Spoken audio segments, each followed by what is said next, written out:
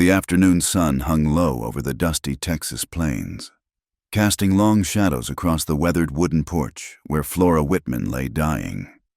Her breath came in shallow gasps, each one seeming like it might be her last. The old quilt beneath her was stained with sweat and blood, testament to the beating she'd endured just hours before. "Mama?" 7-year-old Verity knelt beside her mother, small fingers clutching Flora's bruised hand. The child's voice trembled as tears carved clean tracks through the dust on her cheeks. "I know it's my mama's last day alive." Flora's eyes, once bright as cornflowers, flickered open at her daughter's words. She tried to speak, but only a weak cough emerged, bringing fresh blood to her lips. The effort sent pain shooting through her ribs where Samuel Whitman's boots had found their mark that morning. The screen door creaked, and Martha Whitman stepped onto the porch, her face twisted with the same cruel indifference she'd worn while watching her son beat his wife. "Still breathing, I see," she muttered, spitting tobacco juice into the dirt. "Would have thought you'd have the decency to die quick like." Verity's grip tightened on her mother's hand. "Please, grandmother, can't we fetch Doc Harrison?" "Doc Harrison don't make house calls for trash," Martha said, settling her bulk into a rocking chair. "Your mama made her bed when she dared raise her voice to my Samuel. Now she can lie in it." Flora's fingers moved weakly, trying to stroke her daughter's hair. She'd spoken up. Yes, told Samuel that selling their last milk cow would leave Verity without food. For that crime, for daring to question the man who'd gambled away their savings and drunk away their future, she'd received the beating that now threatened to steal her life. The other members of the Whitman clan lounged about the property, unconcerned. Samuel himself sat in the barn with his brothers, passing a bottle of whiskey and laughing about something. His knuckles were still bloody, but he hadn't bothered to wash them. Thomas Whitman whittled a stick on the front steps, occasionally glancing at his sister-in-law with the same look he'd give a lame horse. Even young Pete, barely 16, had learned the family ways. He kicked dust toward Flora as he passed, muttering about weak women. "Water," Flora managed to whisper, her throat raw and parched. "There's a well out back," Martha said without moving. "Girl can fetch it herself if she's so concerned." Verity looked between her dying mother and the well, a good 50 yards away. She couldn't leave her mother, but she couldn't bear to see her suffer either. "Please, someone help," she called out to the men visible through the barn door. They didn't even turn their heads. The town of Redemption Creek knew about the Whitmans. Everyone knew Samuel's temper, knew how he treated his wife, knew the bruises that Flora tried to hide beneath long sleeves even in summer heat. But in these parts, in this time, a man's business with his wife was considered just that, his business. The few kind souls who might have helped had learned to look away, cowed by the Whitman brothers' reputation for violence. Mrs. Eleanor Carr from the neighboring farm had tried once, offering Flora sanctuary after a particularly brutal beating. The next day, her chicken coop had burned down, and a dead coyote was left on her doorstep. The message was clear. After that, even the churchwomen stopped asking Flora how she was faring. "Mama's getting cold," Verity said, feeling her mother's skin grow clammy despite the lingering heat of the day. Flora's dress, once her Sunday best, was torn and dirty. The fabric stuck to wounds that had already begun to fester. "Please, she needs help." "Your mama needs to learn her place," Martha said, finally standing. "And you need to learn yours too. Girl, this is what happens to women who forget themselves. Remember that." She went inside, letting the screen door slam behind her. The sun continued its descent, painting the sky in shades of orange and purple that would have been beautiful if not for the horror playing out beneath it. Flora's breathing grew more labored, each inhale a monumental effort. Her eyes, when they opened, seemed to look past Verity to something beyond. "Don't leave me, Mama," Verity sobbed, pressing her small body against her mother's side. "Please don't leave me here alone." Flora's lips moved, forming words without sound. Her hand lifted slightly, trembling with the effort, reaching for her daughter's face.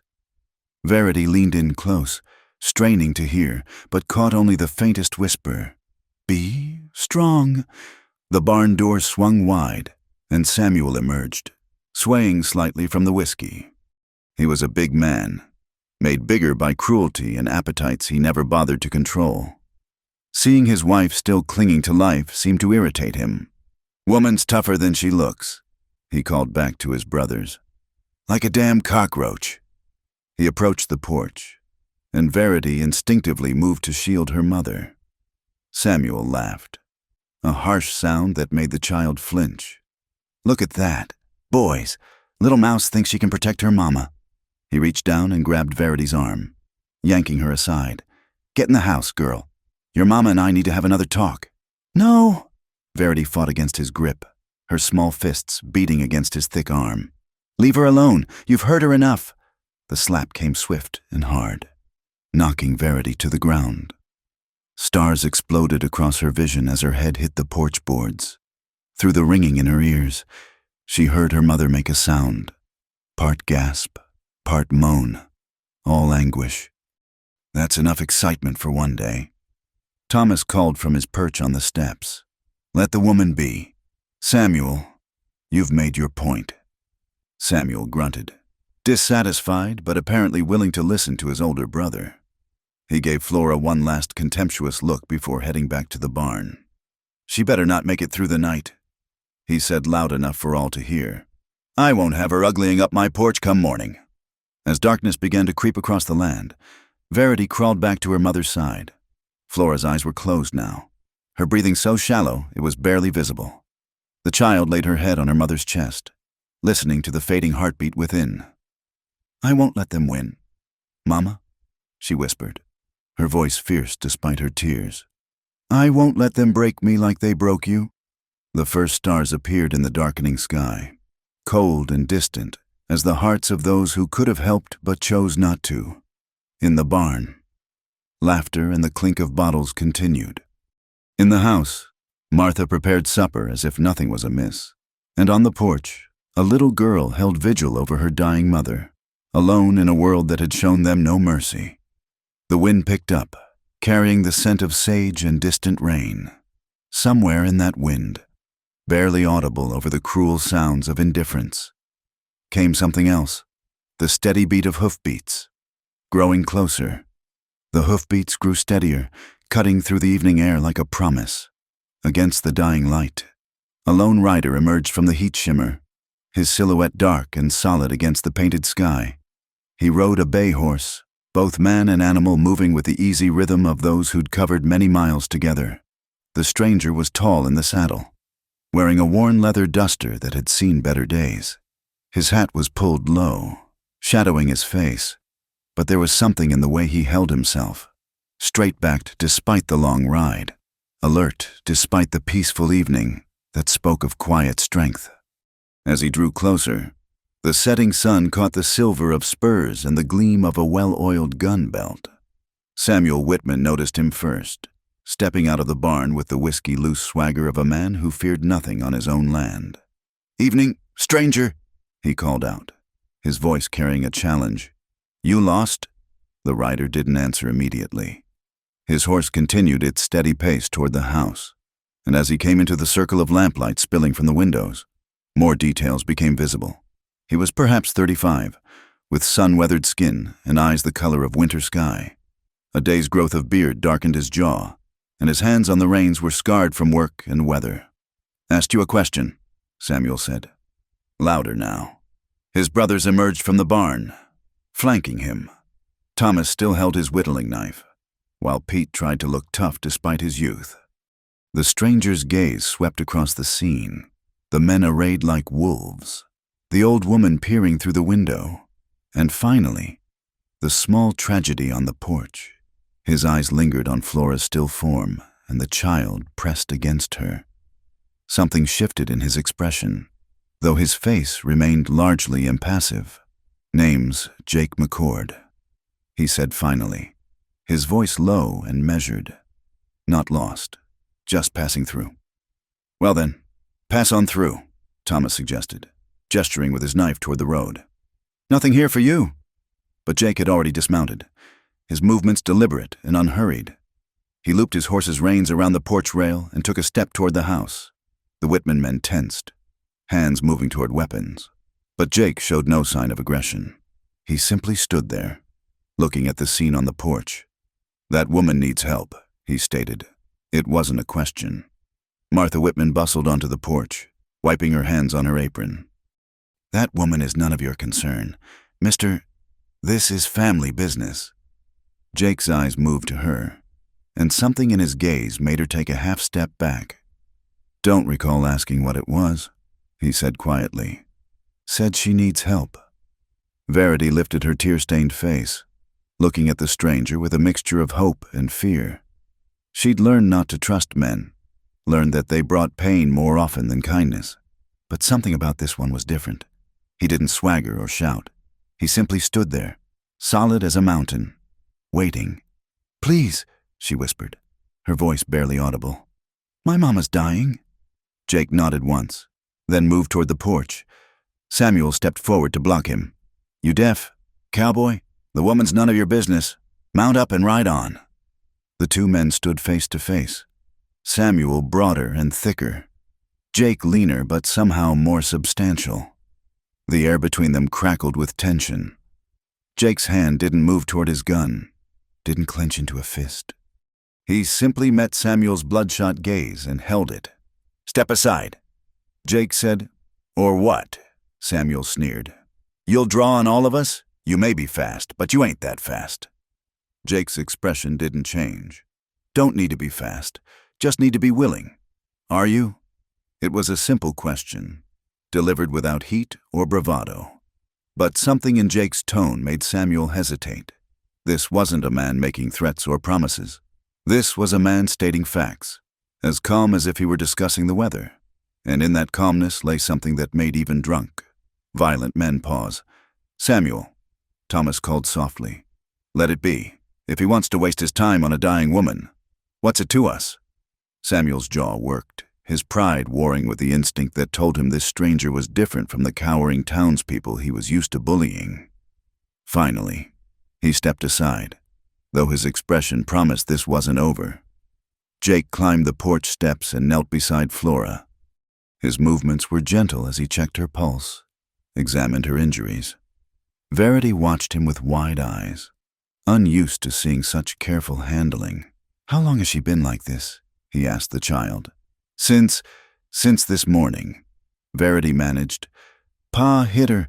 She talked back about the cow, and he—" Her voice trailed off. Jake nodded, his expression darkening though his hands remained gentle.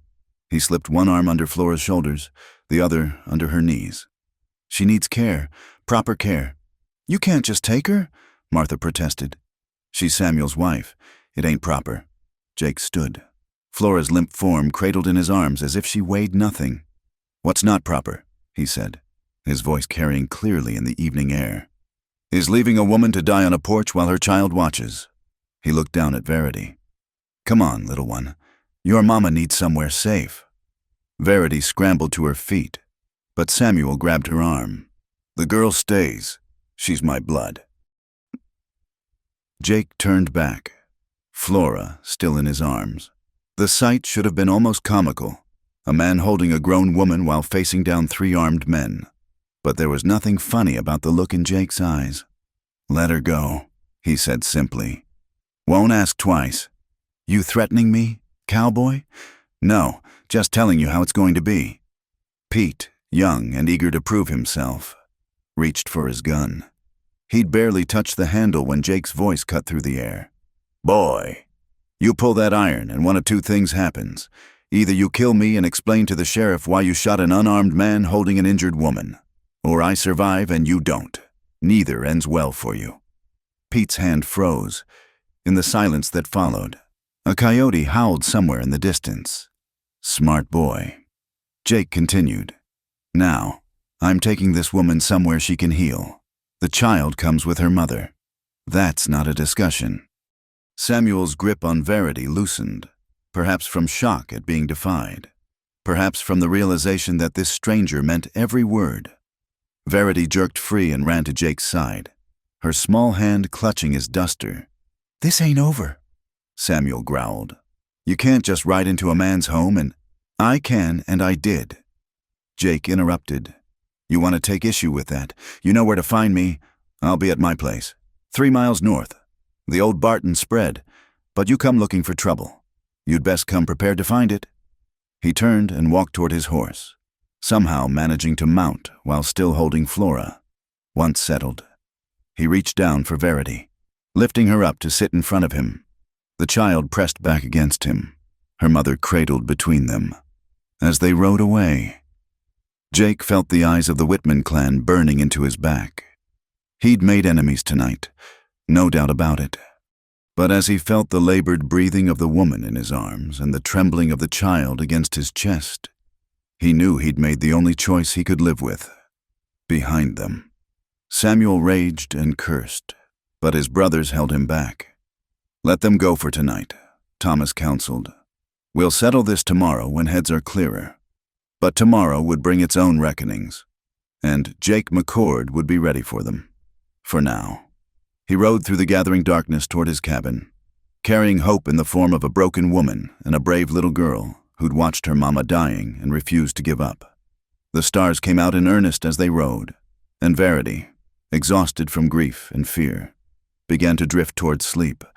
Just before she succumbed, she whispered, "Are you an angel, mister?"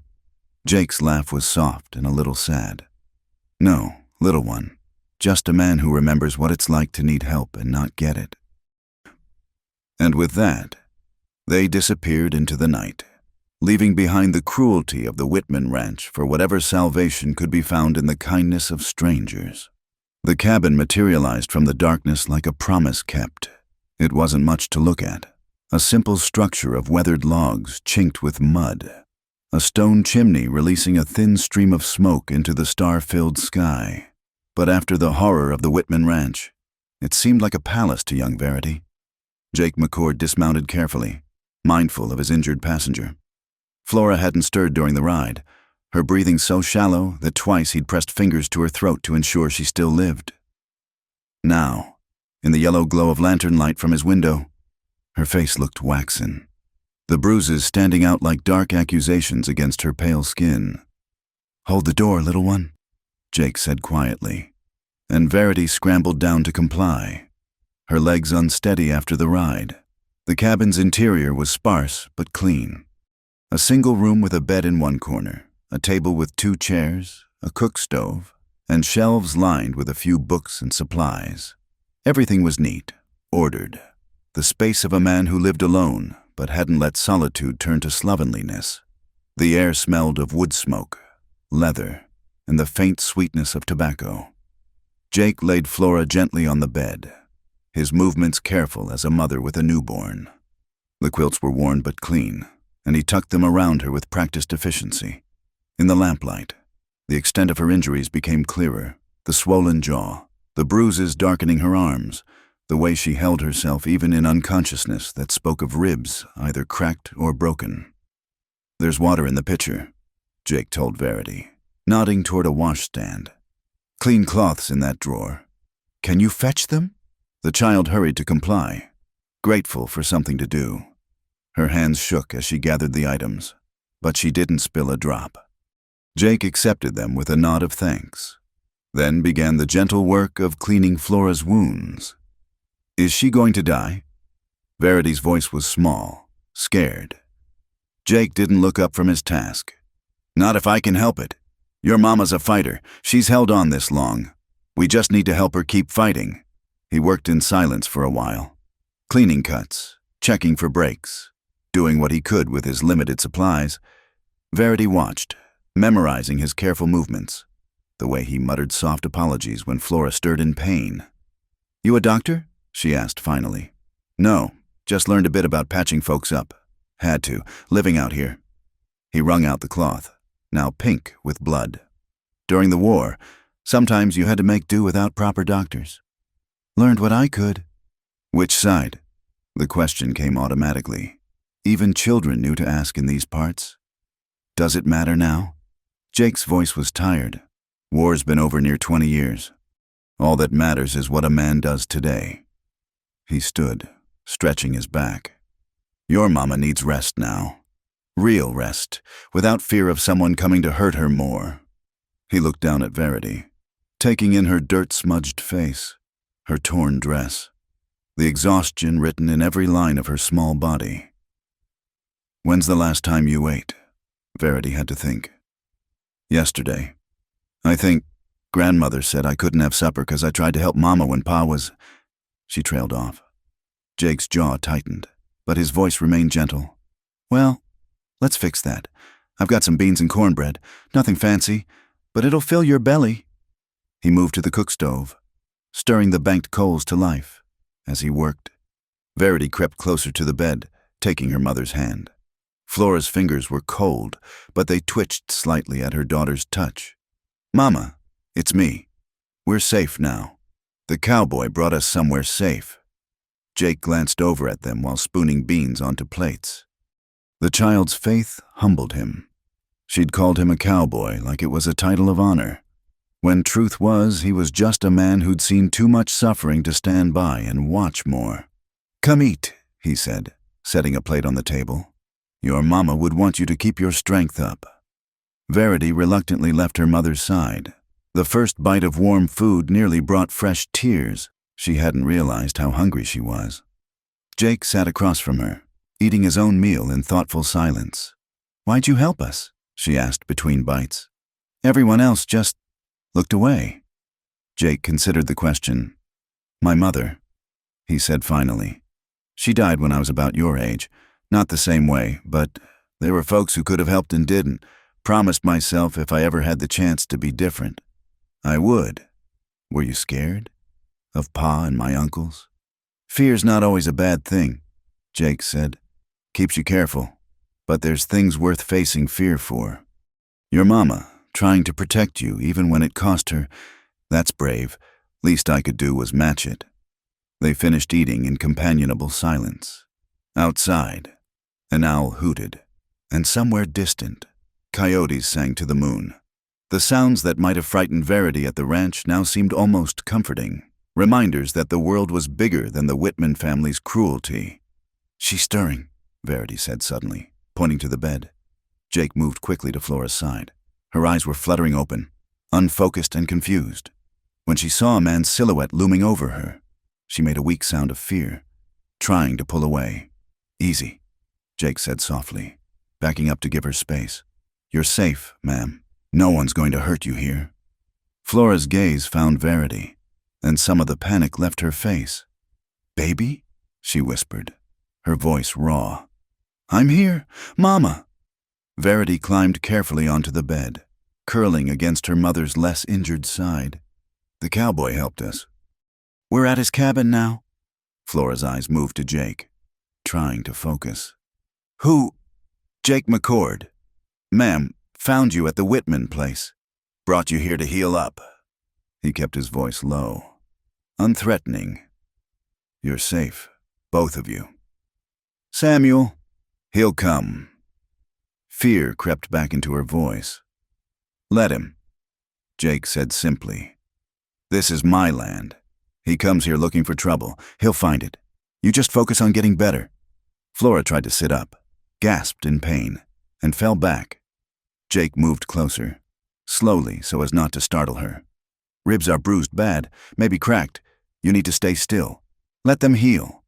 "I can't. We can't stay. You don't understand what they're capable of." "Ma'am," Jake interrupted gently. "With respect, I understand men like Samuel Whitman better than you might think. And I'm telling you, you're safe here. Rest now. We can talk more.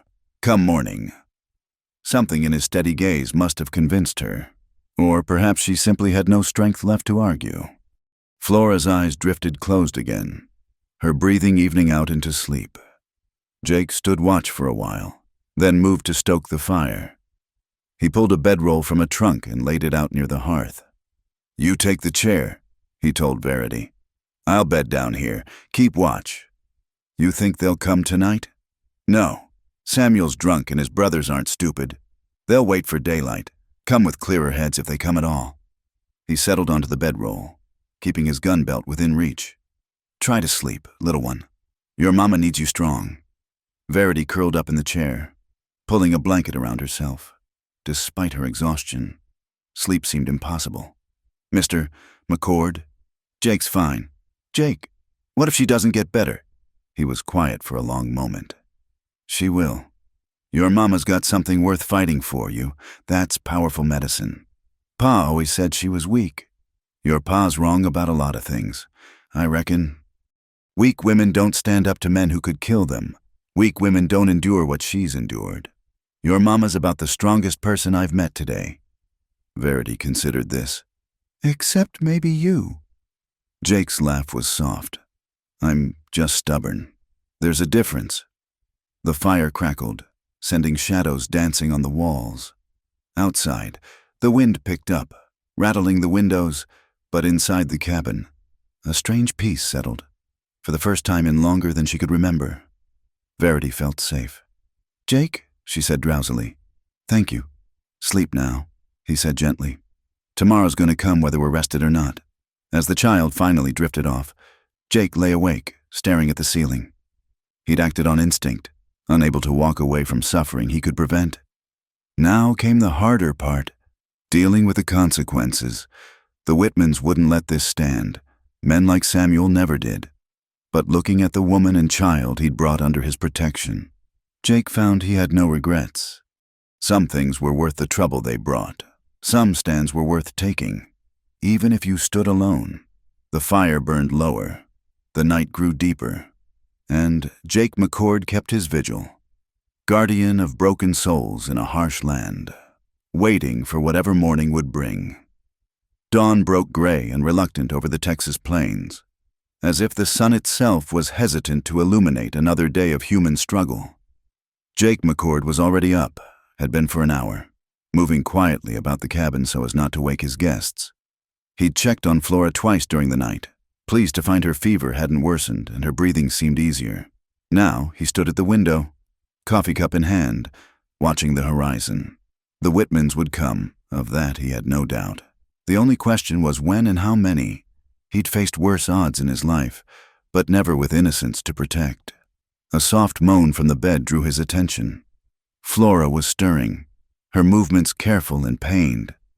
When her eyes opened, they were clearer than the night before, though shadowed with the memory of trauma. "Easy there," Jake said, setting down his cup and moving to help her sit up. "Don't rush it." Flora winced as he adjusted the pillows behind her, every movement sending fire through her ribs. But she managed to prop herself up, taking in the cabin properly for the first time. Her gaze lingered on Verity, still asleep in the chair, before returning to Jake. "I remember you," she said softly. "From town. You bought supplies at Henshaw's store last month." Jake nodded. "That's right. You were there with your girl, buying flour. I remember thinking you seemed—" She paused, searching for words. "Kind, the way you helped old Mrs. Henshaw with her packages. Just common courtesy, ma'am. Not so common as you'd think." Flora touched her swollen jaw gingerly. "Why did you help us? You must know what trouble it'll bring." Jake poured water from the pitcher, offering her the cup. "Seemed like you had enough trouble already. Figured I could handle my share." She sipped carefully, the cool water a blessing on her raw throat. "Samuel won't forgive this. He's proud, and you shamed him in front of his family. Man shames himself when he raises a hand to those weaker than him. That's not how he sees it. In his mind, I'm property. You stole from him." Her voice was matter-of-fact, devoid of self-pity. "He'll come for us. Let him come." Jake moved to the stove, stirring the pot of porridge he'd started. "This is my land, my home. Man's got a right to decide who's welcome here." Flora watched him work, this quiet stranger who'd inserted himself into their nightmare. "You have family? A wife who might object to—" "No family. Never married." He kept his back to her, focusing on breakfast. "Just me in this place. Lonely life. Peaceful life, usually." He turned, offering a slight smile. "Present circumstances accepted." Despite everything, Flora found herself almost smiling back. Then Verity stirred, and her attention shifted entirely to her daughter. "Mama!" The girl scrambled from the chair, rushing to the bed but stopping short, afraid to cause more hurt. "Come here, sweet girl." Flora opened her arms as much as her injuries allowed, and Verity carefully curled against her. "I'm all right. I'm here." Jake busied himself with breakfast, giving them their moment, but he could hear the soft weeping, the murmured reassurances, the fierce love between mother and child that no amount of cruelty could break. After they'd eaten, Flora managing only a few spoonfuls of porridge, Jake laid out the situation plainly. "You're welcome here as long as you need, but we should talk about what comes next. The Whitmans won't give up easy." "I have nowhere else to go," Flora admitted. "My family's back in Missouri. Haven't heard from them in years. Samuel made sure of that. No money, nothing of my own except the clothes on my back." "What about the law?" Flora's laugh was bitter. "Sheriff Thompson? He drinks with Samuel every Friday. Says a man's got the right to discipline his household as he sees fit." Jake's expression darkened. "There are other towns, other sheriffs, and Samuel would follow, or send word ahead. His family's been in these parts for 20 years. They know people." Flora pulled Verity closer. "I thought about running before, but with no money, no horse, a child, where would we go?" "Here," Jake said simply. "You stay here. Let them come if they dare. You can't fight them all. Samuel and his brothers, they're cousins from Walker County. They're like a plague of locusts when riled." Jake moved to a chest in the corner, pulling out a wooden box. Inside were papers, some money, and at the bottom, a worn leather folder. He opened it, revealing a badge and several official-looking documents. "Was a ranger once," he said quietly. "Still got some friends in Austin, men who remember what law's supposed to mean." Flora's eyes widened. "You were a Texas Ranger?" "5 years. Quit when—" He paused, closing the folder. "When I'd seen enough, but I learned some things. How to handle men like the Whitmans, how to use the law when it works, and how to work around it when it doesn't." "Pa hates Rangers," Verity piped up. "Says they're all—" She stopped, remembering present company. "Your pa's entitled to his opinion," Jake said mildly. "Question is, what do you want to do, Mrs. Whitman? I can get you and Verity somewhere safe. Maybe San Antonio, or even Houston. Give you money for a fresh start. Or you can stay here, see this through." Flora was quiet for a long moment, her hand stroking Verity's hair. "All my life, I've run," she said finally. "From my father's temper, to Samuel's promises, then from his fists. I'm tired of running. Staying means fighting." "Maybe not with fists, but fighting all the same. Then I'll learn to fight." Her voice grew stronger. "I won't have Verity growing up thinking women just endure. We survive, yes, but we can do more than that." Jake nodded, respect in his eyes. "Then we'd best prepare." He spent the morning teaching them the layout of his land, the approaches to watch, where to hide if trouble came when he wasn't there. Flora could barely walk, but she insisted on learning, leaning heavily on furniture as she moved about the cabin. "There's a root cellar out back," Jake showed them. "Got a hidden space behind the preserves.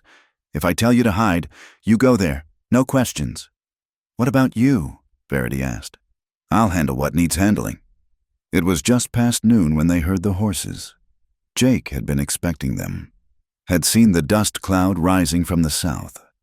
He checked his rifle, then his sidearm, movements calm and practiced.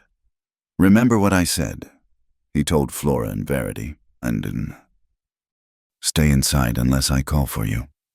He stepped onto the porch as 5 riders approached. Samuel Whitman led them, looking somewhat worse for the whiskey, but no less mean.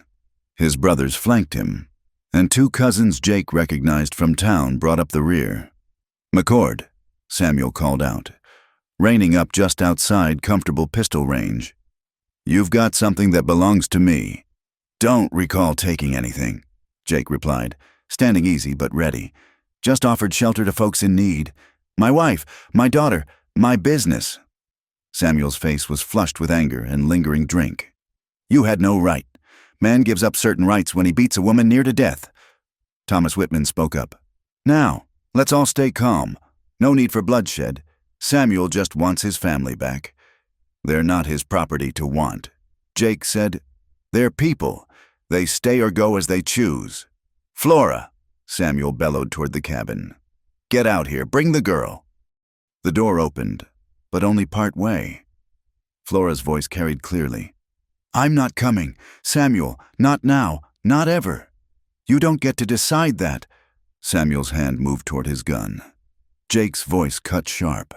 Pull that iron and you'd best be ready to use it. And before you do, know this. I sent word to Austin this morning. Telegraphed to Captain Jim Morrison of the Rangers. Remember him? Samuel. The one who arrested your cousin Roy for rustling? The Whitmans exchanged glances. Morrison's name carried weight, a ranger who couldn't be bought or intimidated. You're bluffing, Samuel said, but uncertainty colored his tone. Wires probably reaching Austin right about now. Jake continued conversationally. Course, might take them a few days to send someone. Question is, do you want to be here when they arrive? Man who beats his wife bloody might find himself answering uncomfortable questions, especially if that man's been selling cattle with questionable brands. The accusation hung in the air. Everyone knew the Whitmans' herd had grown remarkably fast, but nobody had dared voice suspicions. You can't prove nothing. Pete blustered. Don't have to, Jake said. Rangers are real thorough when they investigate. Real thorough. Samuel's face had gone from red to purple. This ain't over, McCord. You think you're clever, hiding behind the law, but the law can't watch you every minute. Neither can you, Jake observed. And while you're watching me, who's watching your ranch? Heard the Hendricks boys have been eyeing that waterhole on your north pasture. Be a shame if they decided to help themselves while you're off chasing grudges. It was a calculated gamble. The Hendricks and Whitmans had been feuding over water rights for years. Samuel's eyes narrowed as he processed the threat. You wouldn't dare. Jake shrugged. I'm just one man, like you said, but I've got friends. Men who remember when this country stood for something more than the strong taking from the weak. You push this, and you might find you've got more enemies than you thought. The standoff stretched taut. Then, from the cabin, came an unexpected sound. Flora singing. Her voice was weak but steady, carrying an old hymn about finding strength in darkness.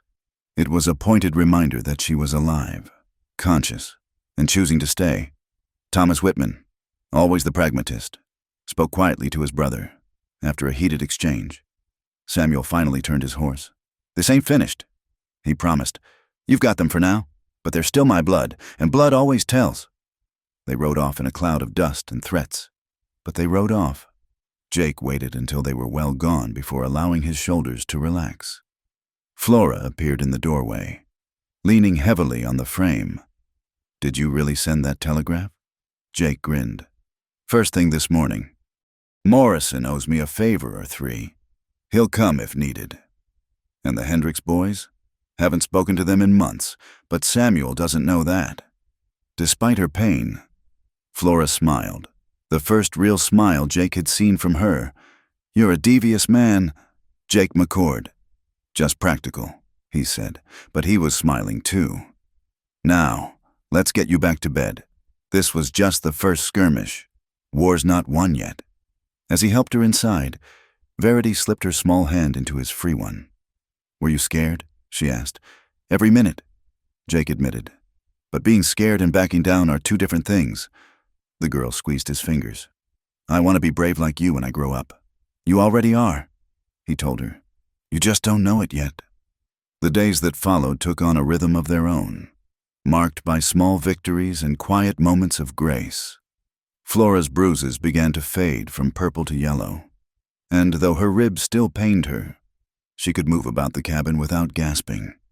Jake had fashioned a sling for her arm and insisted she rest, but Flora Whitman was discovering she didn't know how to be idle. You'll tear those stitches, Jake warned, finding her at the wash basin scrubbing his shirts. They need doing, Flora replied, not looking up. You've given us shelter and food. Least I can do is keep house. That's not why I helped you. She paused then, hands still in the soapy water. I know. That's why I need to do it. Jake understood. After years of being beaten down, told she was worthless, Flora needed to feel useful. He'd seen it in wounded soldiers, the desperate need to prove they could still contribute. Still matter. Just don't overdo it, he said finally. And let Verity help. Girl needs to feel useful too, as if summoned. Verity appeared from behind the cabin, her arms full of kindling.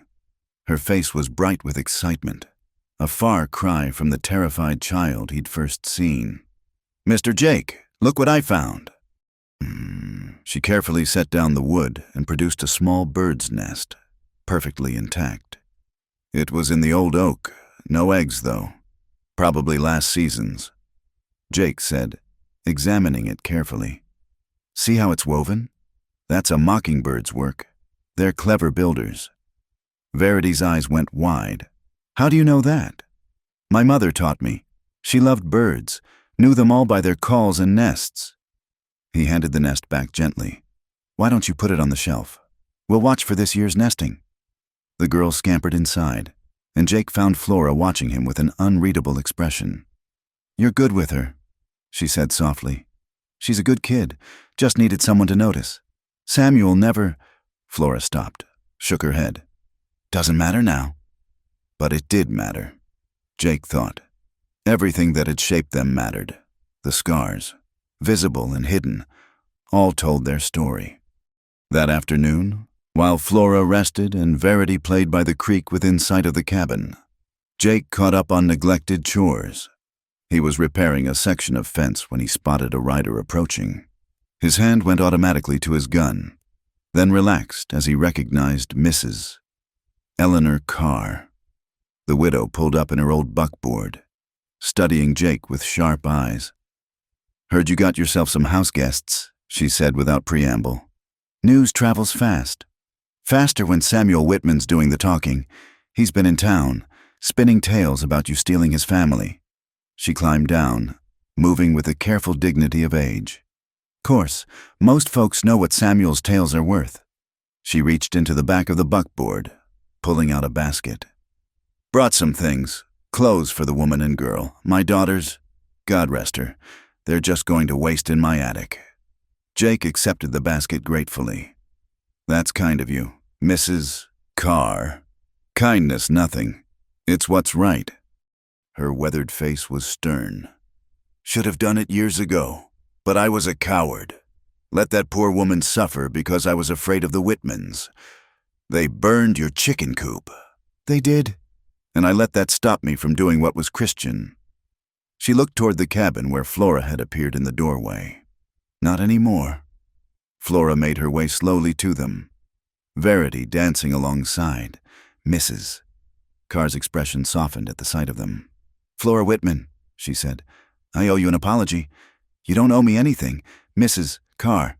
I do. We all do. Everyone who saw and did nothing. The older woman's voice was firm. But I'm here now. Brought clothes, some preserves, and something else. She pulled out a leather pouch. $20. It's not much, but... I can't take your money, Flora protested. It's not charity, it's... Call it late payment on a debt. Mrs. Carr pressed the pouch into Flora's hands. You'll need it, starting fresh. Flora's eyes filled with tears. I don't know what to say.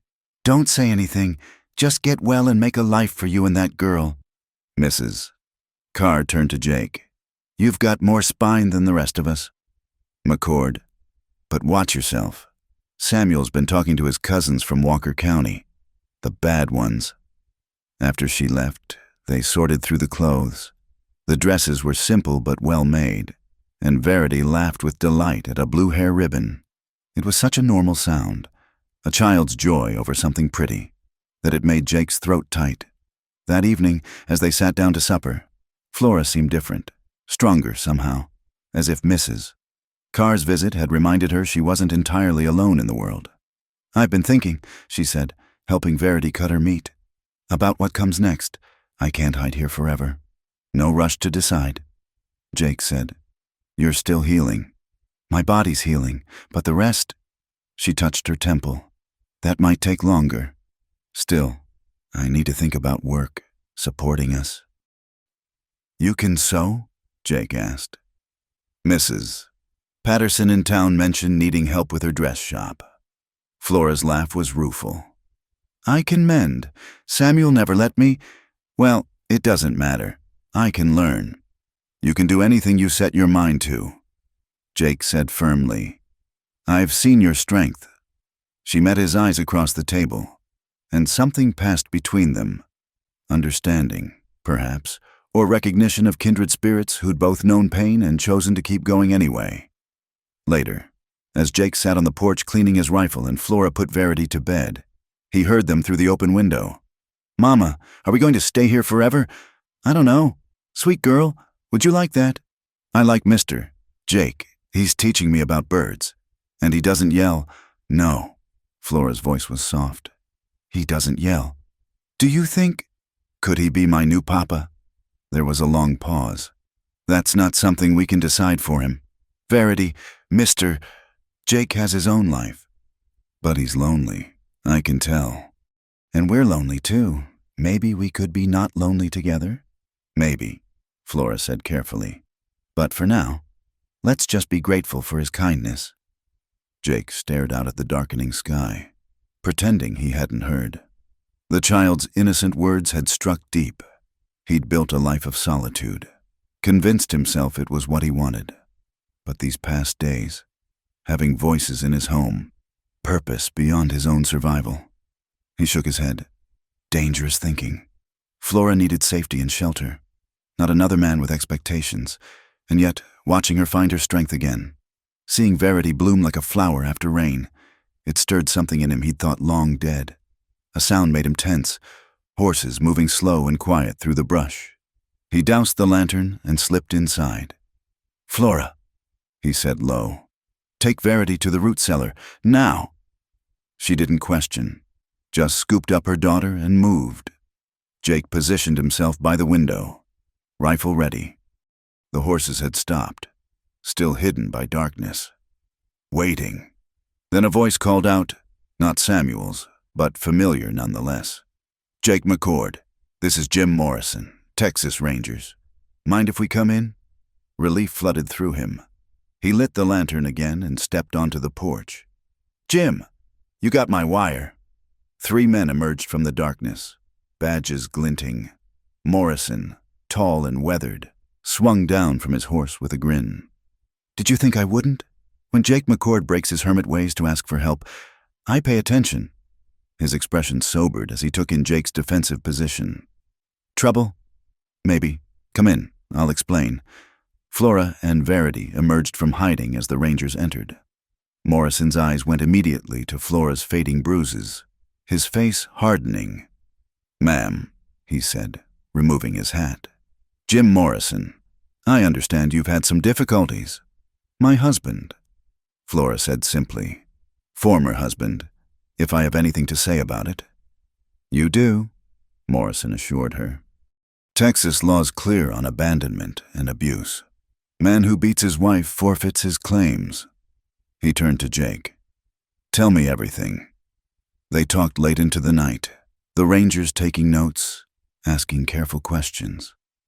By the time they were done, Morrison was grim-faced. The Whitmans have been suspected of rustling for years, but we've never had proof. If they come after you, though. He smiled coldly. Well, threatening folks under Ranger protection is a serious mistake. You'll stay? Jake asked. Few days at least. My men will camp by the creek. Keep watch. Give the Whitmans time to reconsider their position. Morrison studied his old friend. This isn't like you, Jake, getting involved. Jake glanced at Flora and Verity, asleep in their corner of the cabin. Maybe it's exactly like me, just took a while to remember. Morrison followed his gaze and smiled knowingly. Well then, let's make sure your remembering doesn't get you killed. As the Rangers settled in for their watch, Jake allowed himself to hope. The Whitmans were bullies, and bullies often backed down when faced with real opposition. Maybe, just maybe, Flora and Verity could have their fresh start without blood being shed. But even as he thought it, he kept his rifle close. Hope was good, but in his experience, Preparation was better, and something told him this wasn't over yet. The presence of the Rangers had brought an uneasy peace to Jake's small homestead. For 3 days, Morrison's men kept their vigil, and the Whitmans stayed away. But on the 4th morning, as mist rose from the creek and the Rangers prepared to leave, the inevitable confrontation arrived. They came not as raiders, but as petitioners. Samuel Whitman, his brother Thomas, and, surprisingly, old Martha Whitman herself, riding in a wagon that looked as ancient as she did. The Rangers intercepted them at the property line, but Samuel called out, his voice carrying clearly, "We come to talk, under a white flag." Morrison looked to Jake, who stood on his porch with Flora just inside the doorway. "Your call," the Ranger captain said. Jake studied the approaching party. Samuel's face was set in hard lines, but he wasn't wearing his gun. Martha sat rigid in the wagon, her expression unreadable. It was Thomas who interested Jake most. The older brother looked tired, almost defeated. "Let them approach," Jake said finally. "But they stay mounted." The party stopped 20 feet from the porch. For a moment, nobody spoke. Then Martha Whitman's harsh voice cut through the morning air. "Flora May Whitman," she said, "you've brought shame on our family name. Your son brought shame." Flora replied, stepping onto the porch despite Jake's protective gesture. "I just survived it." Martha's face reddened. "A wife's duty is to—" "To what?" Flora interrupted, her voice stronger than Jake had ever heard it. "To die? To let my daughter watch her mother be beaten to death? What kind of duty is that?" "You swore vows," Samuel spat, "before God and man, and you broke them." Flora shot back. "Every time you raised your hand to me, you broke those vows, love and cherish. Remember? Or did you only hear the obey part?" Verity appeared in the doorway, and Samuel's expression shifted. "That's my daughter, my blood. You can't keep her from me." "Actually, he can," Morrison interjected calmly. "Man who abandons his family forfeits his rights. And from what I hear, you left them to die on that porch." "I never abandoned them. This man." Samuel pointed at Jake. "He stole them." "I found them," Jake corrected. "Big difference." Thomas Whitman cleared his throat. "Perhaps we could discuss this reasonably. Samuel's willing to make arrangements." "What kind of arrangements?" Morrison asked. "Divorce," Thomas said, ignoring his brother's growl of protest. Quiet-like. "Samuel keeps the land. Flora gets her freedom. Clean break." "And Verity?" Flora asked. "The girl stays with her father." Martha said firmly, "A child needs proper raising. The kind of raising that teaches her it's acceptable for a man to beat his wife." Flora's voice was ice. "No. Now see here." Samuel started forward, but stopped as several Ranger rifles shifted his way. "I have a counterproposal," Jake said suddenly. All eyes turned to him. "Mrs. Whitman gets her divorce, her freedom, and her daughter. In exchange, she makes no claims on Whitman property or assets." "And why would we agree to that?" Martha demanded. Jake smiled coldly. "Because Captain Morrison here has been investigating some interesting rumors about your cattle operations, brands that don't quite match, bills of sale that seem questionable. Would be a shame if he had to dig deeper." The threat hung in the air. The Whitmans exchanged glances, and Jake could see the calculation in their eyes. Push this fight and risk exposure, or cut their losses. "You can't prove anything," Samuel blustered. "Maybe not," Morrison agreed amiably. "But investigations are such messy things. Have to talk to all your neighbors, check all your records, examine every head of cattle. Could take months, years even. This is blackmail," Martha hissed. "This is negotiation." Jake corrected. "You want Flora gone? Here's your chance. Clean break. Like Thomas said, she walks away free, keeps her daughter, and you never have to see them again." "And if we refuse?" Samuel asked. Flora stepped forward then, moving to stand beside Jake. "Then I go to Austin. Tell my story to anyone who'll listen. The beating, the cruelty, how you left me to die. Some folks might not care, but others will. And combined with a ranger investigation, she let the implication hang. For the first time, Jake saw fear in Samuel's eyes. Not fear of violence, but fear of exposure, of losing the reputation and standing the Whitmans had built over decades. "You've gotten above yourself, woman," Martha said coldly. "This man's filled your head with notions." "No," Flora said firmly. "He just reminded me I'm worth more than bruises and broken bones, that my daughter deserves better than growing up watching her mother cower." "Mama's brave," Verity said suddenly, her small voice carrying clearly. "Braver than you, grandmother. She protected me even when it hurt her. You just watched." Martha's face went white, then red. But before she could respond, Thomas spoke up. "Enough," he said tiredly. "This has gone on enough. Samuel, sign the papers. Let them go." "Thomas!" Samuel turned on his brother in shock. "What kind of man are we making you out to be?" Thomas asked quietly. "Fighting to keep a woman who doesn't want you? Threatening war over a wife and child who found shelter elsewhere? Pa would be ashamed." "Pa would understand about maintaining family honor. Pa never raised a hand to Ma in 40 years of marriage," Thomas said firmly. "You dishonored us the first time you struck Flora. I should have stopped it then. I didn't, and that's my shame. But I'll stop it now." He looked directly at Flora. "I'll see you get your divorce papers, legal and proper. You have my word. Your word hasn't meant much these past years." "Thomas," Flora said quietly. "No," he agreed. "It hasn't, but it's all I've got to offer now." Morrison produced a paper from his vest. "Lucky thing I brought blank legal documents. We can make this official right here, right now. Samuel Whitman agrees to divorce, surrenders all claims to wife and child. Flora Whitman agrees to make no financial claims on Whitman property." "I won't sign that," Samuel said stubbornly. "You will," Martha said suddenly. Everyone looked at her in surprise. The old woman's face was hard as granite. "You'll sign it because I tell you to. Because this ends now, before we lose everything to your pride. Mother, sign it!" Her voice cracked like a whip. "You're my son, but you're a fool.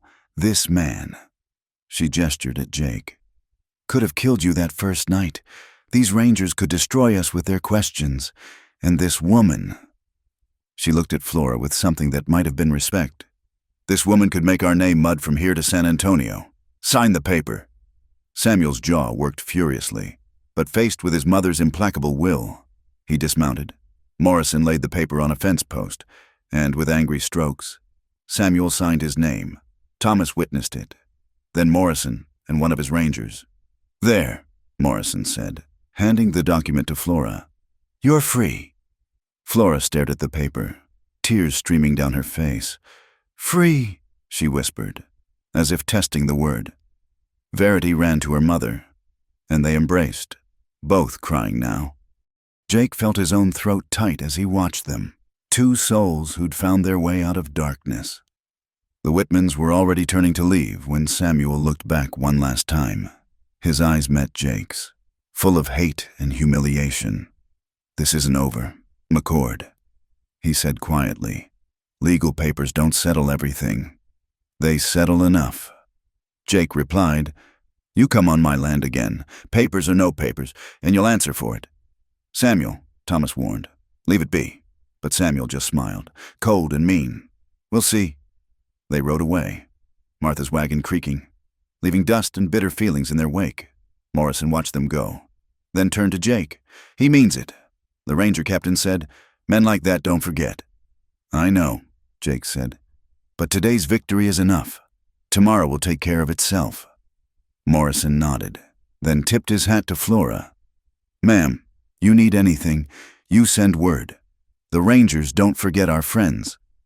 After the rangers left, a strange quiet settled over the homestead. Flora stood in the yard, still clutching the divorce paper, as if afraid it might disappear. Verity danced around her, singing about freedom and new beginnings. Jake watched them from the porch, these two who'd entered his life so dramatically and changed it so completely. He'd given them shelter, but they'd given him something too: purpose, connection, a reason to care about tomorrow.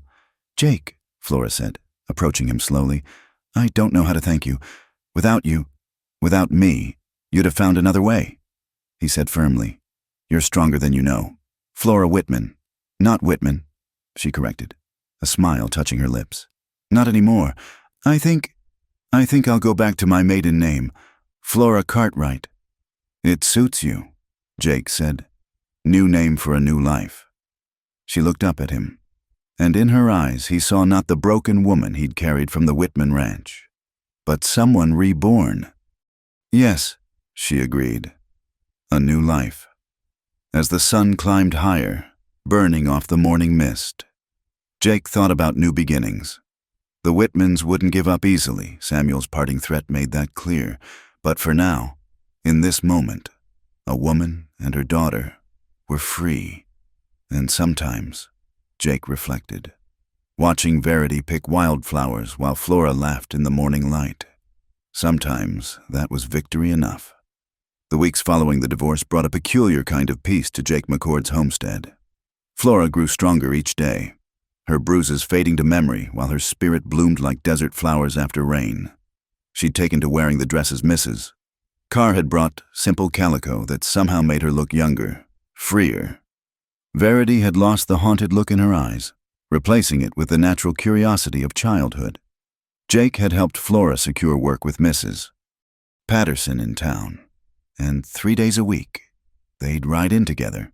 Flora to learn the dress shop trade, Verity to attend the small schoolhouse. The arrangement worked well, giving Flora independence while maintaining the safety of Jake's protection.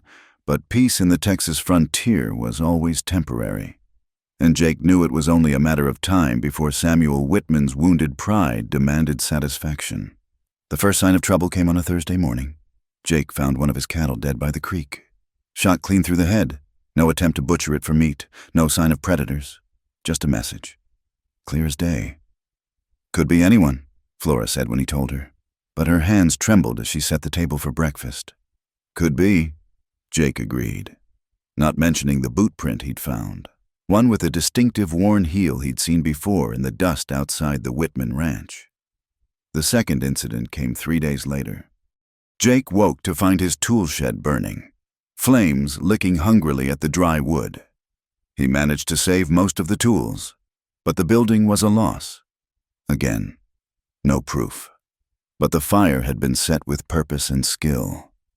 We should leave, Flora said that night, watching Jake nail boards over what remained of the shed.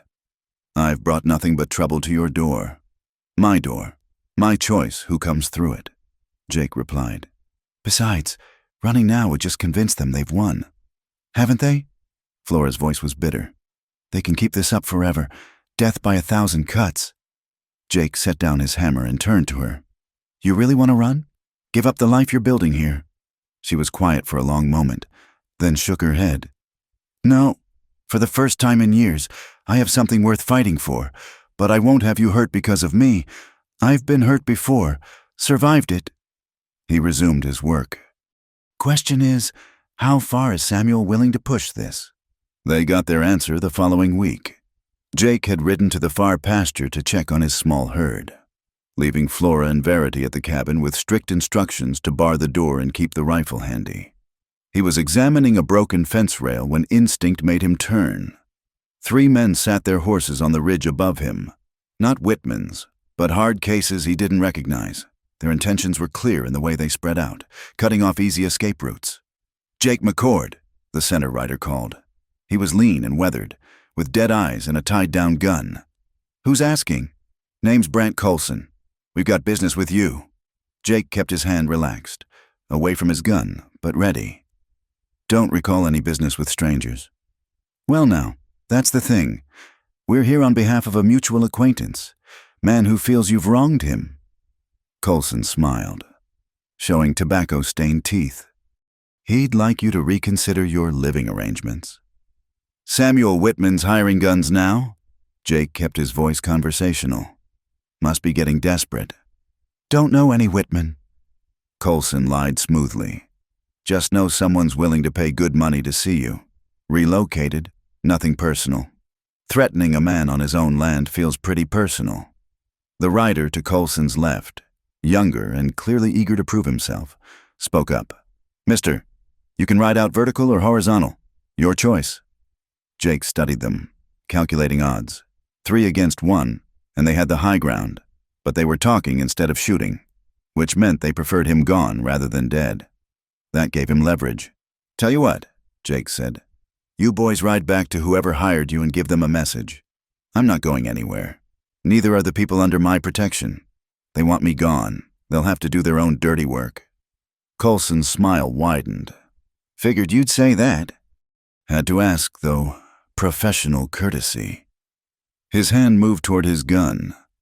Now comes the unfriendly part. Jake was already moving, diving behind his horse as Coulson drew. The animal, trained for this, stood steady as bullets whined overhead. Jake rolled, came up with his Colt in hand, and put 2 shots into the younger rider who was having trouble controlling his spooked mount. The man cried out, clutching his shoulder, and his horse bolted. Coulson and the third man were firing rapidly now, forcing Jake to keep low. He shot back, measured and careful, making each bullet count. The third rider tried to flank him, spurring down the slope. Jake waited until he was committed to the charge, then shot the horse. It went down hard, throwing its rider into a tumble of dust and curses. That left Coulson, who had the sense to dismount and take cover behind a boulder.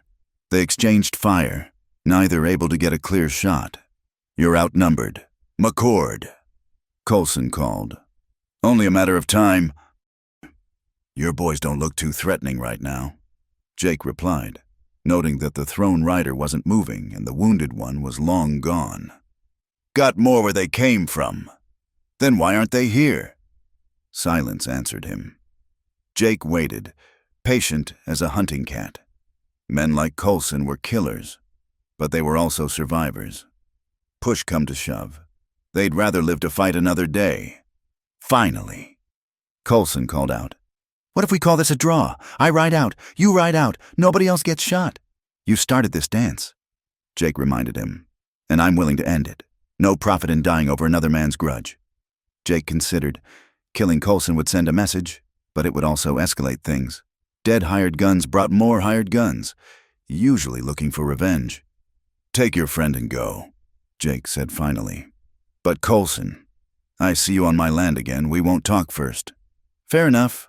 The gunman emerged slowly, keeping his hands visible. He helped the groaning rider to his feet, and together they caught their horses. As they mounted up, Coulson looked back. "You're good, McCord, but good don't mean bulletproof. Man who hired us won't stop." Then he'll have to face me himself. Coulson touched his hat in mock salute and rode off, his wounded companion swaying in the saddle beside him. Jake waited until they were out of sight before emerging fully. His hands shook slightly as he reloaded. Aftermath of violence always hit him like that. He'd survived another attempt, but Flora was right. This could go on forever. He rode hard back to the cabin, fear clutching his chest until he saw Flora in the garden, Verity helping her tend the vegetables. Both looked up at his approach, and Flora's face went white at his expression. "What happened?" he told them quickly, watching Flora's expression shift from fear to anger to determination. "That's it," she said firmly. "This ends now." "Flora, no, Jake. I won't live looking over my shoulder. I won't have Verity growing up afraid." She untied her apron with sharp movements. "I'm going to town, to the sheriff, the newspaper, everyone who'll listen. Samuel wants to skulk in shadows? Fine, I'll drag him into the light. The sheriff won't help. You said so yourself. Then I'll go over his head, to Austin if I have to. Captain Morrison left me his information." Her eyes blazed with newfound purpose. "I've been beaten, shot at, threatened, but I'm still here, still standing, and I'm done being afraid." Jake felt a surge of admiration. This was the woman Samuel Whitman had tried to break and failed. "It's dangerous. He might—" "What? Kill me? He's already trying." Flora gripped his hand suddenly. "Don't you see, Jake? The only power he has is fear. Take that away, and he's just a bitter man with wounded pride." Verity, who'd been listening wide-eyed, suddenly spoke up. "I'll tell them too. Tell them everything. How Pa hurt Mama, how he left us to die." "No," Flora started, but Verity stood straighter. "I'm not a baby. Mama, I saw it all. And if telling helps stop him, then I'll tell." Jake looked at these two remarkable females, one finding her strength, one showing courage beyond her years. "Then we go together," he said. "All three of us. Let the whole town see that we're not hiding, not running." Flora squeezed his hands. "You've already done so much. I've done what's right, same as you're doing now." He smiled grimly. "Besides, someone needs to watch your back while you're raising hell." "Despite everything?" Flora laughed, a sound like spring water in the desert. "Is that what I'm doing? Raising hell?" "In the best possible way," Jake assured her. They made plans quickly. Tomorrow, they'd ride to town together. Flora would file formal complaints, tell her story publicly. Jake would ensure word reached Austin. Maybe bring in more rangers. It was time to stop playing defense. That night, as they prepared for what could be a dangerous confrontation, Jake stood watch on the porch. Flora joined him, wrapped in a shawl against the cool evening air. "Are you sure about this?" he asked. "Once you speak publicly, there's no taking it back." "I'm sure," she said firmly. Then, softer, "I've been silent too long. My daughter deserves a mother who stands up, not one who cowers." They stood in comfortable silence, watching stars emerge in the darkening sky. Tomorrow would bring challenges, possibly danger. But tonight, they had this moment of peace, this sense of purpose shared. "Jake," Flora said quietly, "whatever happens tomorrow, I want you to know you saved us, not just from Samuel, but from despair. You showed us kindness still existed. You saved yourselves." Jake replied, "I just opened a door."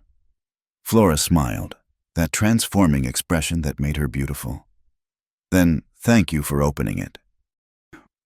As the night deepened around them, Jake thought about doors, the ones we close in fear, the ones we open in hope, and the ones we walk through together, not knowing what lies beyond, but facing it anyway.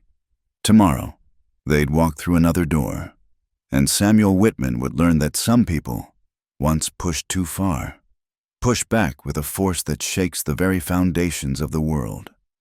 Dawn broke clear and bright on what would prove to be a day of reckoning. Jake McCord stood before the small mirror in his cabin, carefully shaving, his movements deliberate and calm. In the main room, Flora helped Verity with her hair, braiding it with the blue ribbon that had become the child's treasure.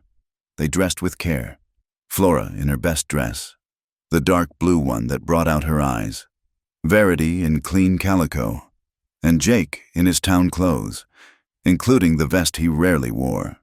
If they were going to face the town, they'd do it with dignity. The ride to Redemption Creek took an hour, and with each mile, Jake could feel the tension building.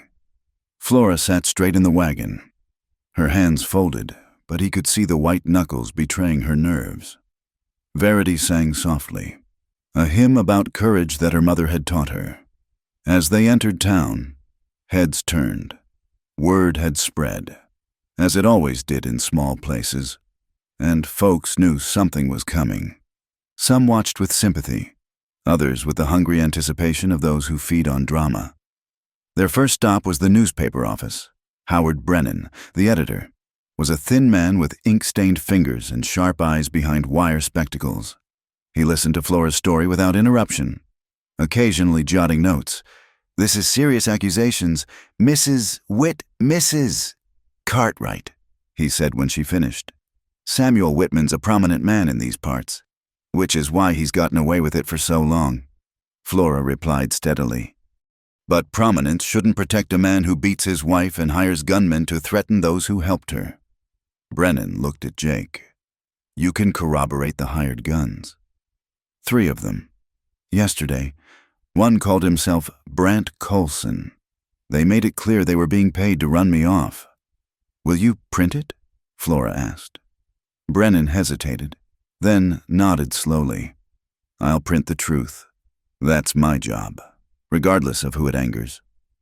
From the newspaper office. They went to the sheriff's. Jake had little hope there, but Flora insisted on following proper channels. Sheriff Thompson was exactly as unhelpful as expected. "Now, Flora," he said, not even offering her a seat.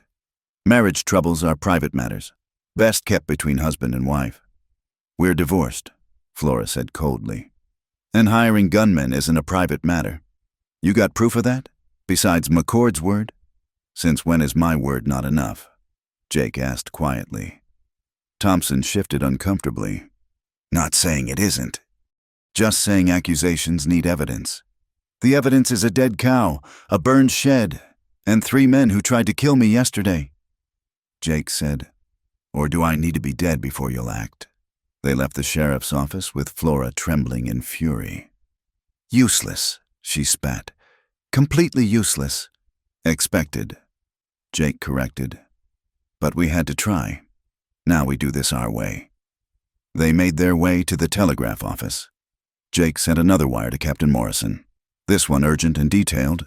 Then, to Flora's surprise, he sent another to Austin, to a judge he'd known during his ranger days. "Judge Thornberry's a good man," Jake explained. "If anyone can put pressure on local law, it's him." As they emerged from the telegraph office, they found a crowd gathering. Word had spread like wildfire. Flora Cartwright was in town, telling her story, making accusations against Samuel Whitman. Some faces showed support, others skepticism, but all were curious.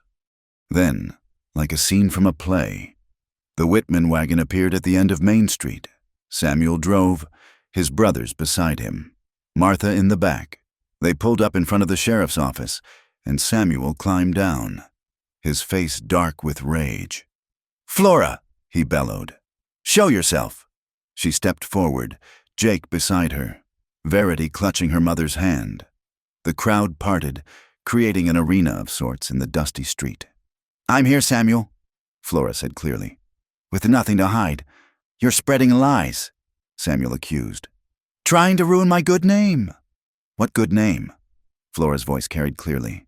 "The name of a man who beats women, who leaves them to die, who hires killers when he can't get his way." A murmur ran through the crowd. "Mrs." Carr pushed through to stand near Flora, followed by Mrs. Patterson and several other women. Their presence spoke volumes. "You were my wife," Samuel shouted. "You belong to me." "I belong to no one but myself," Flora replied. "I was your partner, not your property, and you forgot that." "Pa." Verity suddenly spoke up, her small voice cutting through the tension. "Why did you hurt Mama?" Samuel's face went red. "Don't speak to me, girl. You've been poisoned against me." "No," Verity said, stepping forward despite Flora's restraining hand. I remember you hitting her because dinner was late, because your shirt wasn't pressed right, because you lost at cards." "I remember." The crowd was dead silent now. Even Samuel seemed struck dumb by his daughter's clear, accusing voice. "And I remember that night," Verity continued, tears streaming down her face, "when you kicked Mama until she couldn't get up, when Grandmother said to let her die, when you laughed and went to drink with Uncle Thomas and Uncle Pete." "That's enough," Martha Whitman said sharply, but even her voice lacked its usual force. "It's not enough," another voice said. Judge Thornberry, accompanied by 2 rangers, pushed through the crowd. Jake's telegram had worked faster than expected. "In fact, young lady, I'd like to hear more. Sheriff Thompson, I believe you have some questions to answer about why these allegations weren't investigated." Thompson paled. "Judge Thornberry, I didn't expect—" Clearly, the judge's voice was dry as dust. "Mrs. Cartwright, I received a very interesting telegram about systematic abuse and attempted murder. I'd like to hear your full account. For the next hour, there in the street with the whole town watching, Flora told her story. Not just the recent events, but years of abuse, fear, and silence. Other women began to speak up. Mrs. Carr about the burned chicken coop. Mrs. Patterson about bruises she'd seen. Dr.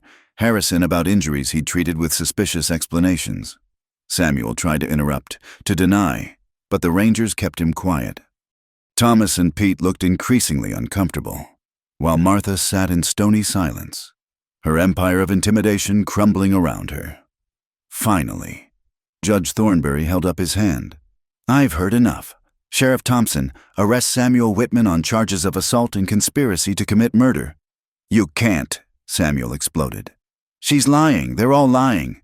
"Then you can prove that at trial," the judge said calmly. "Rangers, assist the sheriff. I doubt he can manage alone." As the Rangers moved in, Samuel made one last desperate play. He lunged for Flora, hands outstretched, face twisted in rage. But Jake was there, stepping between them, and his fist connected solidly with Samuel's jaw. The man who'd terrorized his family for years crumpled to the dust, unconscious. "That," Jake said quietly, "was long overdue." The crowd erupted in voices, some cheering, some arguing, all amazed at the drama they'd witnessed. Through it all, Flora stood tall, tears on her face but backbone straight as steel. That evening, in the small chapel at the edge of town, a different kind of ceremony took place. It was simple, with only a handful of witnesses. Mrs. Carr, Mrs. Patterson, Captain Morrison, and Judge Thornberry, who'd agreed to stay and officiate. Jake McCord stood at the altar in his best shirt, watching Flora walk toward him in her blue dress, Verity beside her as maid of honor. There were no flowers except the wildflowers Verity had picked, no music except the evening birds singing outside. "Do you, Jake McCord, take this woman to be your lawfully wedded wife?" Judge Thornberry asked. "I do," Jake said, his voice strong and sure. "Do you, Flora Cartwright, take this man to be your lawfully wedded husband?" "I do," Flora whispered. Then louder, "I do." "And do you, Miss Verity Cartwright, take this man to be your father?" The judge's unconventional addition made everyone smile. Verity beamed. "I do. I really do." "Then, by the power vested in me by the state of Texas, I pronounce you husband and wife, and a family besides." Jake kissed his bride gently, mindful of her still healing injuries, while Verity wrapped her arms around both their legs. Outside, the sun set over the Texas plains, painting the sky in shades of hope. Later, as they rode home together, a true family now, Verity asleep between them. Flora leaned against Jake's shoulder. "It doesn't seem real," she murmured. "This morning I was terrified. Tonight I'm married to the best man I've ever known." "This morning you were brave," Jake corrected. "Tonight you're still brave, just with a different last name." "Flora McCord." She tested the name. "I like it." "So do I," Jake said, guiding the horses with one hand while the other held his new family close. Behind them, Redemption Creek settled into evening gossip about the day's events. Samuel Whitman sat in jail awaiting trial. His empire of fear collapsed. The other Whitmans had slunk away, their power broken by one woman's courage to speak truth. And ahead, the McCord homestead waited. No longer a bachelor's refuge, but a family's home. The cabin that had sheltered the broken would now nurture the healed. Where violence had pursued them, peace would find them. Where fear had ruled, love would reign. As they pulled up to the cabin, Jake lifted his sleeping daughter from the wagon while Flora lit the lanterns. Home, family, future, all words that had seemed impossible just weeks ago. "Welcome home, Mrs. McCord," Jake said softly. Flora smiled, that radiant expression that had survived everything Samuel tried to beat out of her. "Welcome home, Mr. McCord." And in the vast Texas night, under stars that had witnessed so much sorrow, joy finally had its day. The cowboy who'd chosen compassion over comfort, the woman who'd chosen courage over cowering, and the child who'd chosen truth over silence together. They'd shaken the whole West with a simple, powerful message. Sometimes, love wins. Sometimes, against all odds, love wins. Thank you so much for listening to this Wild West love story. I'd love to know where you're enjoying this tale. Are you listening at home, during your commute, or perhaps under your own starry sky? Please subscribe to the From Wild West channel and share your thoughts in the comments below. Your stories and reactions make this journey worthwhile. Until next time. Partners.